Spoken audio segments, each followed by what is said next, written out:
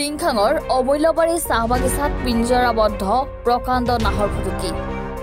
নাহৰ ফুটুকী চাবলৈ ৰাইজৰ ভিৰ। টিংখাঙৰ অমূল্যবাৰী চাহ বাগিচাত দীৰ্ঘদিনৰে পৰা নাহৰ ফুটুকীয়ে ৰাইজৰ পোহনীয়া জীৱ-জন্তু খাই সন্ত্ৰাসৰ সৃষ্টি কৰি আহিছিল। ইয়াৰ পাছতে বন বিভাগে স্থাপন কৰা পিঞ্জৰাবদ্ধ হ'ল প্ৰকাণ্ড নাহৰ ফুটুকী। নাহৰ ফুটুকীটো উদ্ধাৰ কৰিছে বন বিভাগে।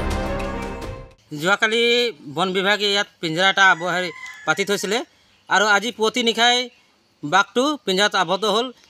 বাঘটোৱে এইটো অঞ্চলত উপদ্ৰৱ চলাইছিলে, বহুত জীৱ জন্তু তেওঁ হত্যা কৰিছিলে আৰু আমাৰ এই অমূল্যবাৰী অঞ্চলত তথা আমাৰ এই মখুৱা গাঁৱত বহুতো জীৱ জন্তু গৰু ছাগলীকে ধৰি গাহৰিকে ধৰি তেওঁ উপদ্ৰৱ চলাই আছিলে।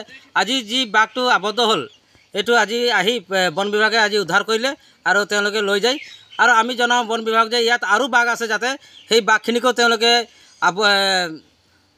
উদ্ধাৰ কৰি তেওঁলোকে ইয়াৰ পৰা লৈ যাবৰ বাবে অনুৰোধ জনাইছোঁ। ডিব্ৰুগড়ৰ পৰা আতিকুৰ ৰহমানৰ ৰিপৰ্ট, এনি ভাৰত 24।